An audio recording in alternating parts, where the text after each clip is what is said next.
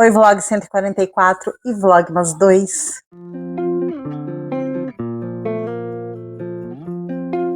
Oi, gente, calma livros, eu sou a Ivy, aqui é o meu amor pelos livros e sejam muito bem-vindos ao Vlog 144 e Vlogmas 2 2025. Estamos em pleno Vlogmas, porém este vlog está sendo gravado em novembro, então seguimos com a TBR temática de novembro, que é autores pretos ou autoras pretas que desenvolveram suas ficções com protagonismo preto ou livros de não ficção que tratem sobre o racismo. Muito bem. Eu separei 2,5 leituras para esse vlog.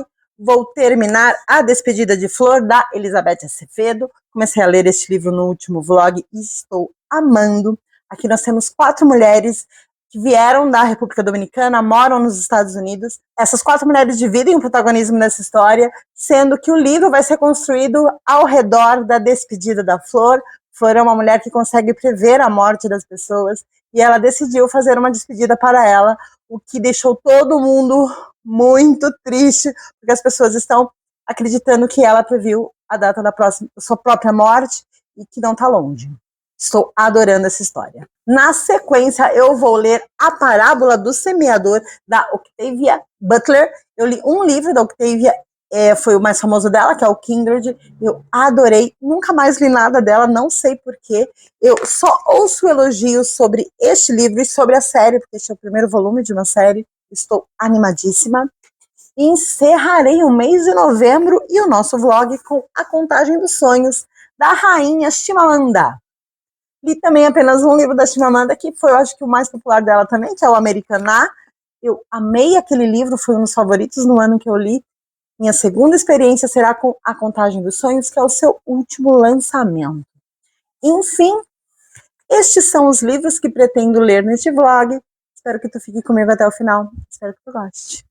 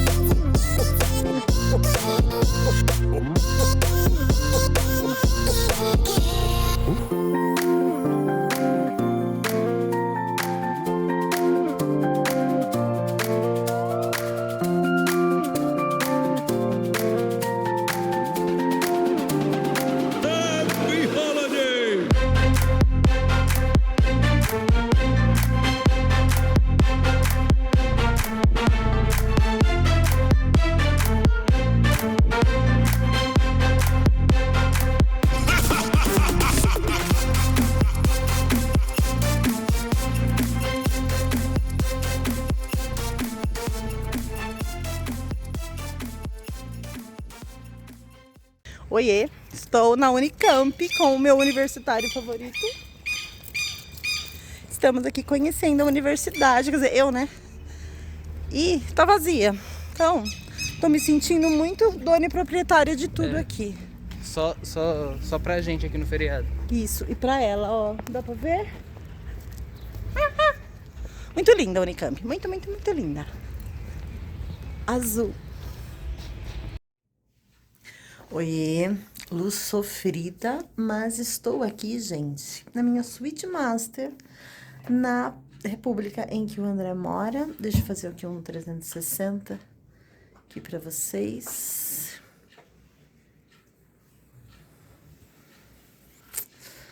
E terminei de ler A Despedida de Flor, da Elizabeth Acevedo. E, gente, que primor! Que coisa maravilhosa. Esse livro cheira a clássico, esse livro cheira a coisa bem feita, bem escrita, bem pesquisada, com as homenagens certas, com a representatividade correta. Gente, aqui nós temos o recorte de gênero e o recorte de raça muito bem desenvolvido. Eu sempre gostei dos livros da Acevedo, mas eram livros jovens, né? Versando ali entre o jovem e adulto. E aqui a gente tem um livro adulto, muito bem desenvolvido, que traz mulheres muito fortes, mas mulheres com suas vulnerabilidades. Gente, amei. Se vocês quiserem conhecer o trabalho desta autora, comecem com esse aqui. Isso aqui é muito bem feito.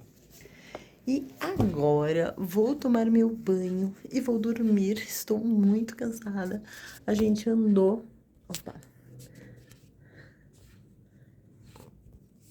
A gente andou o dia inteiro e depois a gente ainda foi jogar sinuca e a gente. Nossa, fiz 1 milhão de coisas hoje. Estou exausta e tinha acordado super cedo, né, pra vir pra cá. Então vou dormir porque amanhã tem mais.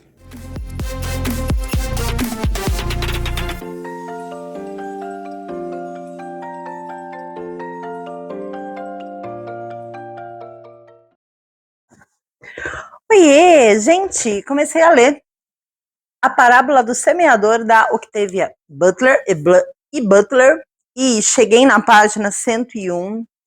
Gente,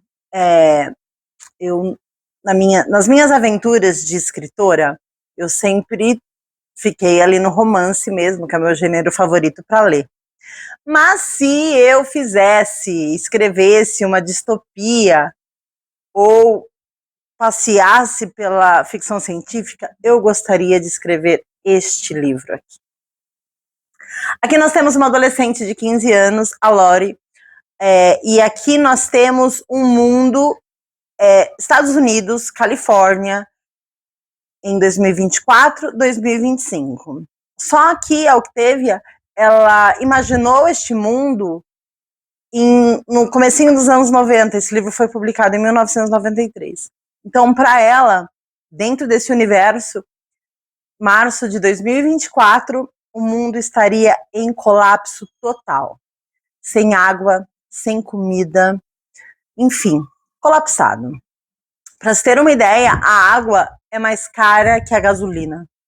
E as divisões, as distâncias entre as classes sociais estão muito mais incisivas. Elas estão muito mais distantes uma classe da outra. Porque enquanto uma parte da população não tem dinheiro nem para comprar água, a outra parte está viajando para Marte. É esse tipo de diferença social que existe aqui. Os Estados Unidos está vivendo um momento está sob o governo de um homem fascista. Ele privatizou tudo que ele podia privatizar. Então, se tua casa pega fogo e tu precisa chamar os bombeiros, tu tem que pagar para os bombeiros. Se tu é assaltado na rua e tu precisa chamar a polícia, tu tem que pagar para a polícia te ajudar. Então, tudo aquilo que era fundamental dentro de uma sociedade, educação, segurança, saúde, tudo isso é privado agora, tu tem que pagar. E como eu falei dessas distâncias sociais, existe poucas pessoas com muito dinheiro e muitas pessoas com pouco dinheiro. Então, a sociedade está, vou repetir a palavra, colapsada.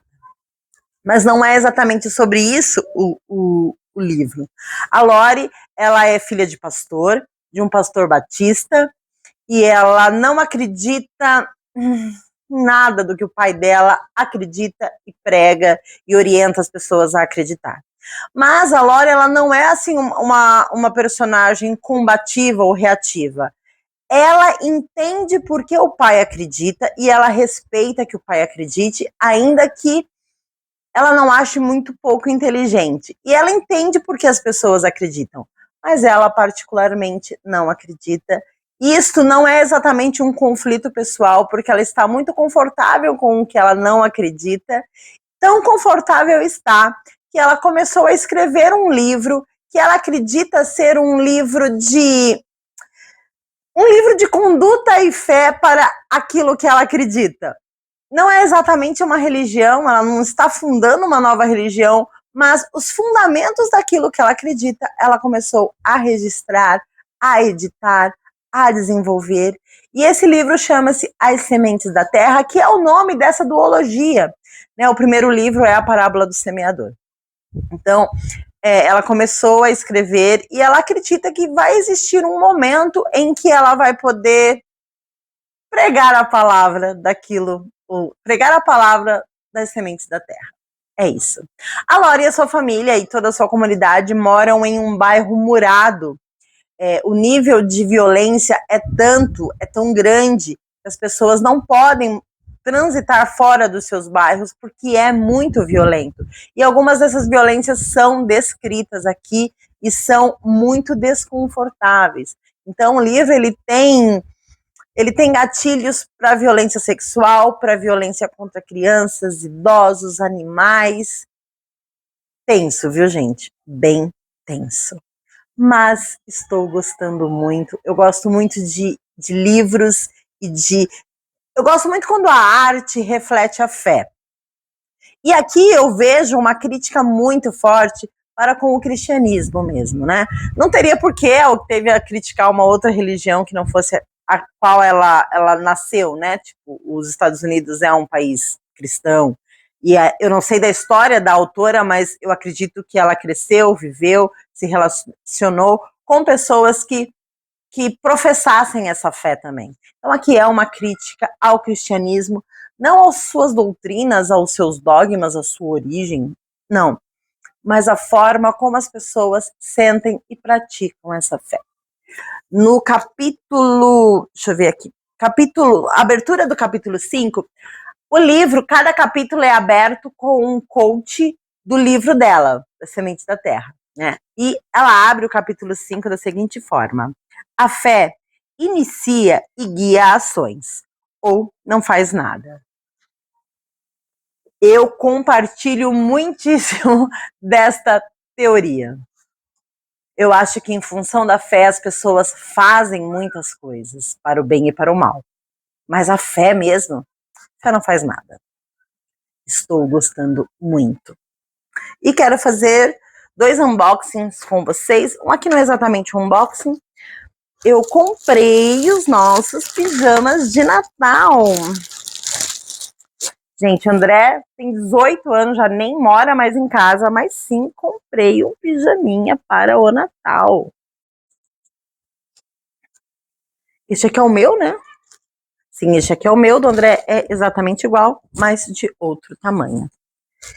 E um unboxing de uma coisa assim que eu comprei, que eu estava realmente precisando há anos, tá? Um jogo de cama. Gente, depois que a gente fica velho, depois que a gente fica muito adulto, assim, adulto, flertando ali com 50 anos, existem algumas coisas que precisam ser levadas a sério. E a roupa de cama é uma delas. Então, comprei aqui um conjunto de lençol de borboleta, que é uma coisa que eu adoro, com cobre-manta. Então, fronhas, lençol de elástico, cobre-manta, tudo de borboleta. E é isso, essa é a atualização de agora. Hoje é sábado, vou sair para fazer um rolezinho e amanhã nos encontramos para conversar sobre a parábola do semeador da Octavia Butler. Oiê, gente, gravando aqui com a minha cortina de fundo. Gente, não tá muito lindo? Acho que amanhã vou colocar a árvore de Natal aqui, meu altar pop. Mas enquanto a árvore não chega, estou só na base de ficar admirando essa cortina e esse pisca. Na verdade, é o pisca, a cortina não faz muita diferença, não. Gente, já comecei a assistir filmes de Natal. Assisti Borbulhas de Amor. É um enredo em que a protagonista vai para a França. Ela precisa convencer o dono de uma grande fábrica de champanhe a vender ali o negócio, e aí ela se interessa pelo filho dele, e eu achei bem fraco, mas muito fraco mesmo, tá? E o outro que eu assisti é Natal Boreal, Aurora do Natal, alguma coisa assim, eu achei também bem fraco. É um pai e uma filha que vão para uma cidade onde o foco turístico é a Aurora Boreal, e ela acaba se apaixonando pelo guia de turismo. E eu achei bem fraco também, tá? Mas já começamos a entrar no clima, esperando um grande filme de Natal com o sucesso e com o apelo natalino de Esqueceram de Mim, de Duro de Matar, de O Amor Não Tira Férias, de Enquanto Você Dormia. E tem mais um que eu não tô lembrando agora, que é com a Emilia Clarke, que é um dos meus favoritos também, que tem aquela música do George Michael. É isso. E cheguei na página 300 de A Parábola do Semeador, da Octavia Butler. E aqui, no ponto em que eu estou, já não dá para falar muita coisa sem dar spoiler, apenas dizer que está muito instigante, muito envolvente, mas muito violento também. A nossa autora aqui não está nos poupando. Octavia está enfiando a faca no nosso coração. Então, existem descrições muito violentas sobre muitas coisas. A nossa protagonista, que desde o começo, quando ela começa a ser caracterizada, a gente entende que ela tem um poder, ou ela tem uma doença que se chama hiperempatia. Ela é capaz de sentir de forma muito forte o que as outras pessoas estão sentindo.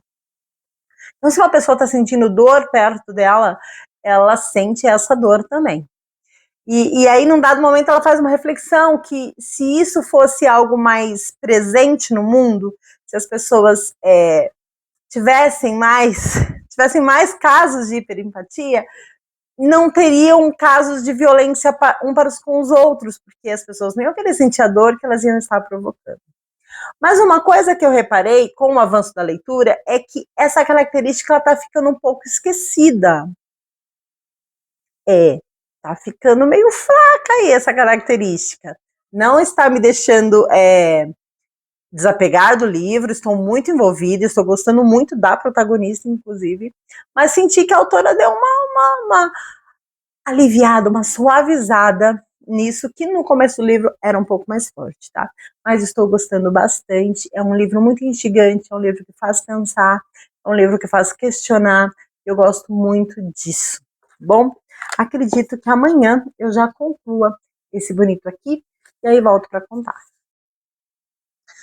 Oi, gente, terminei de ler A Parábola do Semeador, da Octavia, e ele não termina em aberto, é uma duologia, esse é o primeiro livro, mas ele termina com alguns ganchos. Né? Nós temos aqui, nesse primeiro volume, a Laurie desenvolvendo a sua própria religião, desenvolvendo o que vem a ser umas diretrizes de uma nova fé, e ele termina com a Laurie tendo a oportunidade de colocar isso em prática. E para ela conseguir fazer isso, ela precisa sair ali dos muros, né, de onde ela vive e seguir, porque dentro é inviável, porque dentro as pessoas já estão institucionalizadas. Ela acredita que essa nova religião dela mesma não vai fazer diferença nenhuma na vida das pessoas. E ela sente a necessidade de acreditar no que ela acredita em comunhão com outras pessoas, então ela meio que vai evangelizar outras pessoas a partir daquilo que ela acredita. É isso. E para Laurie, um ponto muito importante dentro da narrativa é que Deus é mudança. E isso, ele é muito mastigado didaticamente dentro da narrativa. Eu gostei bastante deste aspecto. Tem uma coisa aqui que me incomodou um pouco, que a Laurie, num dado momento, ela vai ficar com um homem que é muito mais velho que ela. Isso me deixou bastante desconfortável. Eu não sei o que a autora pensava quando ela escreveu isso. Esse livro foi publicado em 1993, se eu não me engano. E eu não sei como a autora enxergava isso na época. Temos também a questão da Laurie não ser uma adolescente comum, né? Ela vive num mundo em destruição, num mundo precário, num mundo colapsado. E ela amadureceu muito mais do que uma adolescente de hoje, né, de 2025. O livro se passa exatamente onde a gente está vivendo, mas a autora foi muito mais pessimista ao imaginar o futuro. Mas a Laurie, ela não é uma adolescente comum, ela não pensa e ela não viveu e ela não teve as experiências que um adolescente do nosso tempo teve. Ela teve que amadurecer muito rápido. Então, isso faz dela uma pessoa, uma mulher mais madura. Mas ainda assim, eu achei desconfortável saber que ela estava ficando com um homem muito mais velho. Quando ela fica com esse homem, quando eles estabelecem ali essa conexão, a gente já sabe que a Lori, ela já tinha uma vida sexual ativa antes disso, antes do livro começar. Ela deixa pistas que isso já existia. Então, não é exatamente a questão sexual que me deixou desconfortável, mas a questão de compartilhamento de vida em fases tão distintas. Isso me deixou desconfortável. Mas sim, é um excelente livro, eu gostei demais. Eu acho que trata a questão da fé de uma forma muito madura, muito inteligente, muito racional. Eu acho que a autora foi muito feliz no desenvolvimento desse objetivo e sim, pretendo muito ler a continuação. Só que esse livro ele é muito violento, ele é muito, muito dolorido, muito forte. Então, eu não sei se eu lerei logo. Eu acho que eu preciso ainda ruminar muitas coisas aqui que eu li aqui, para poder partir para um próximo livro. Não tenho medo de demorar a ler a sequência, porque eu não vou esquecer as coisas que eu li aqui. Foram coisas muito, muito fortes, muito intensas. Eu não sou a mesma pessoa depois de ler este livro. E é sobre isso. Adorei, indico. Essa é a minha segunda experiência com a autora e, mais uma vez, ela me deixou diferente. É isso. Aproveitar aqui e fazer com vocês aquele meu apanhado de produtinhos de autocuidado que acabaram. Acabou algumas coisinhas, né? Acabou aqui meu creme de reconstrução da Colene. Esse creme durou muito. Tudo tem cabelo, né, gente? Esse creme durou muito. Eu gostei bastante dele, mas ele assim não entrega tantos ativos e reconstrutores como os outros que eu uso. Ele é bem baratinho, eu acho que é uma boa saída para quem precisa e não está precisando dessa presença ativa, sabe? Eu gostei, mas não vou comprar outro. Isso. Tá bom, meu hidratante corporal, Sempre Natura. Esse aqui é o de algodão, que é o mais pop, é o perfuminho mais gostosinho ali dessa linha. Gostei bastante. É repeteco, né, gente? Sempre estou usando isso aqui. Acabou o óleo milagroso de Pantene. Eu comecei a gostar deste óleo quando ele já estava acabando. Até ele chegar mais ou menos aqui, assim, eu estava achando ele bem pouca coisa. Não estava fazendo muito por mim, não. Quando ele foi chegando no fim, é que eu acho que eu comecei a aprender como usá-lo, e aí eu gostei. Não sei se vou comprar outro, porque eu sigo achando que o Oxy é o melhor óleo finalizador. Estou usando outros dois diferentes no momento, mas com saudade do meu Oxy, então não pretendo comprá-lo, mas ele começou a fazer um efeito que eu gostei já no final. Acabou o meu creme de pentear Seda Boom. Gente, eu acho que esse aqui é um dos melhores cremes de pentear de supermercado. Isso aqui durou mais de um ano. Tem um cheiro muito gostoso e traz uma finalização de milhões. Gente, eu gostava muito, muito, muito do efeito que esse creme deixava no meu cabelo. Esse aqui eu pretendo recomprar, com certeza eu vou recomprar potão. E por último, aí agora sim, acabou a minha máscara de reconstrução da Juba. Esse sim, gente, esses dois aqui, ó, eles têm basicamente os mesmos ativos, só que esse aqui tem maior quantidade, né? Então ele faz um efeito maior. Como eu uso tintura no cabelo, eu preciso de mais. E foi esse aqui que me forneceu, esse aqui só me deixou na vontade. Mas esse creme aqui, gente, eu sou muito cadelinha desse aqui. Muito, muito, muito bom. Estes foram os meus apanhadinhos de autocuidado que acabou. Vou começar a ler hoje a Contagem dos Sonhos, da Chimamanda, e volto para contar como estão as minhas primeiras impressões.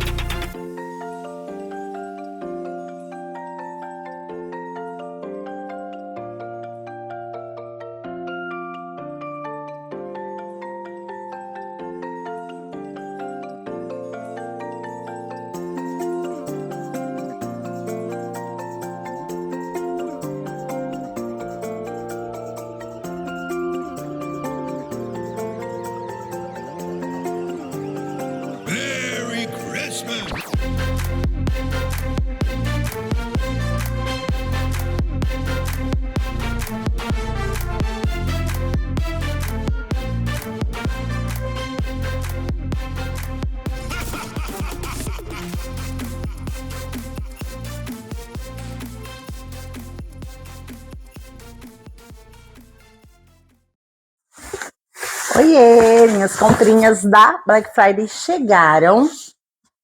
Eu já meti o estilete aqui, mas vamos abrir a caixa ainda. Vamos abrir juntos. Eu comprei 3 coisas na Black Friday. Uma delas estava no meu carrinho há mais de 1 ano, então este ano eu acho que eu mereci. É tipo meu presente de Natal 2025 de mim para mim. Veio também, gente, uma compra recorrente nessa compra. Eu comprei um acidificante da Soul Power. Acho que meu cabelo precisa. Estou cedendo. Eu tava achando que era meio mito esse negócio de acidificante. Vamos testar e espero que dê bom. Eu achava que era maior, tá? Aí comprei, gente, uma parafusadeira. Sim, preciso. Preciso. E eu acho que essa aqui é furadeira também. Só que não é uma furadeira a baixo impacto, não é tipo fortuna não. Precisava. E o que estava no meu carrinho há mais de 1 ano, que eu queria muito, uma Alexa Echo Show. É a minha primeira Alexa. Eu deveria ter começado por uma menor? Talvez. Mas eu queria muito dessa e teve um desconto de R$ 180. Então, foi o sinal do universo para eu ter a minha. E, nossa, gastei, hein?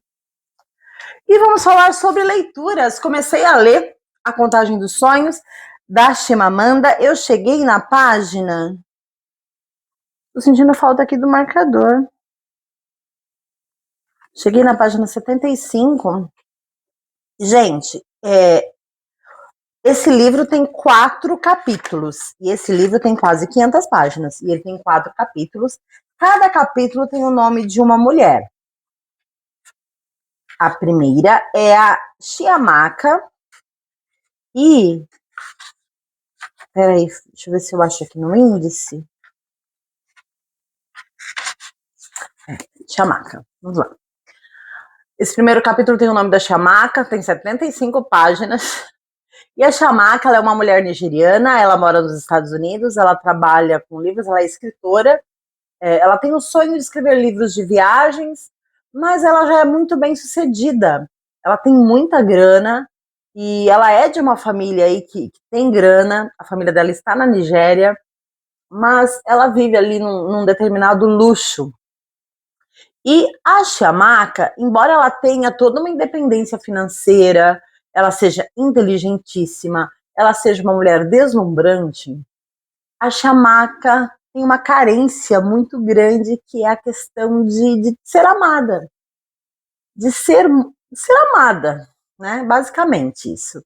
Então, aqui nessa primeira parte, a gente conhece 2 interesses românticos dela. O primeiro é o Dornell, que é um professor universitário, mas é um homem extremamente tóxico. Nossa, gente, ele faz tantas manipulações, ele é tão pouco saudável. Nossa, eu lia e eu pensava, sai daí, mulher, sai daí. E depois ela se envolve com outro homem, que é basicamente a perfeição. Ele é bonito, ele é inteligente, ele é bem de vida, ele é querido pelos amigos dela, ele é um fofo, só que não deu match, pra chamar, sabe? Tipo, não é ele, não é assim, não é desse jeito, não precisa ser padrãozinho. E também não existe, por mais que ele seja um homem inteligente, não existe um alinhamento intelectual entre os dois, tem isso também. E esse primeiro capítulo foi nos apresentando quem é esta mulher e qual o seu papel no mundo. E, gente, uma coisa que me pegou e que eu não sabia é que esse livro parte, pelo menos, dessa história da Chiamaka. Ela nos conta entre 2020 e 2023, que foi o período da pandemia, e eu particularmente não gosto de livros que descrevam ou que tragam como marco histórico a pandemia do coronavírus, porque foi um período que eu sei que eu nunca vou esquecer, óbvio, mas que eu faço de tudo para não lembrar. É sobre isso. Então, esse primeiro capítulo me deixou um pouco desgostosa, sabe? Eu estava esperando, eu estava com muita sede de ler este livro, porque a minha primeira experiência com a autora foi com Americaná, que é um livro incrível, é um livro muito bom. Foi o último lançamento dela, e de Americaná pra cá, eu acho que se passou 8 anos, então eu tava esperando uma puta história. E talvez tenha, de fato, uma história poderosíssima aqui, que ainda não me pegou. É sobre isso. Eu vi aqui que o próximo capítulo é com o nome da melhor amiga dela. Então eu não sei se é a melhor amiga dela, a história da melhor amiga dela, ou se é ela falando da melhor amiga. Mas essa é a minha atualização de leitura. Ainda não me envolvi o suficiente, mas queria, tá? E é sobre isso.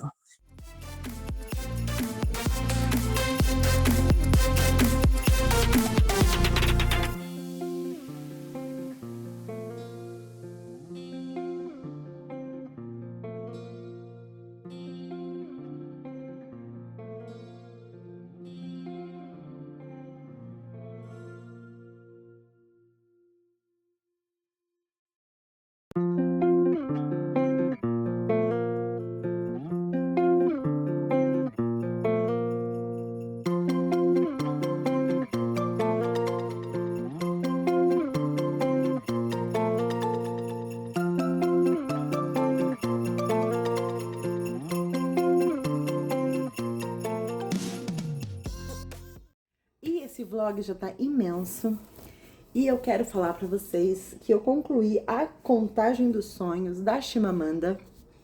Eu comecei a ler esse livro muito empolgada, predisposta a amar. Como eu disse na outra atualização, o outro livro que eu li dela, o Americaná, foi um dos meus livros favoritos no ano em que eu li. E a escrita, a relevância, a administração de palavras, as sequências de eventos, tudo naquele livro me deixou extremamente satisfeita e com sede de mais histórias e de ler mais coisas da Chimamanda. Porém, esse livro aqui não funcionou para mim. Inclusive, eu não fiz mais atualizações dessa leitura, porque eu estava esperando a leitura acontecer para mim. E ela não veio. Não veio. Aqui nós temos a história de 4 mulheres e a ligação, o vínculo dessas mulheres entre si é muito discreto, é muito sutil. E, na verdade, a Chimamanda, que eu acredito que ela quis contar 4 histórias. Ela, na verdade, ela não precisava amarrar nenhuma delas. Ela queria que essas histórias fossem conhecidas. E para não escrever 4 livros, ela escreveu um livro contando essas 4 histórias. A personagem que eu mais gostei foi a mulher guinense. Inclusive, essa personagem foi baseada numa história real que a Chimamanda recontou, né? Mudando nomes e locais e tudo, que ela, com o objetivo de que essa história não fosse esquecida, eu achei isso extremamente válido. Mas o livro, de uma forma geral, não aconteceu para mim. Eu não me senti conectada com essas mulheres, ainda que sejam mulheres extremamente incríveis. Mulheres que possam fazer parte do dia a dia de qualquer outra mulher, né?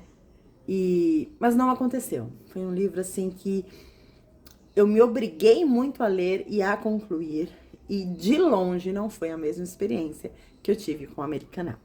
Quero ler mais coisas da Chimamanda, óbvio, mas aqui foi uma descida na minha curva de avaliação da autora, tá bom? E encerro este vlog aqui. Foi um vlog longo, né? Aconteceram várias coisas legais e estamos em pleno vlogmas. Vou deixar as minhas redes sociais aqui embaixo para tu me seguir no Instagram, no Scooby, para tu visitar o meu blog. E a gente vai se ver amanhã no Vlogmas de amanhã.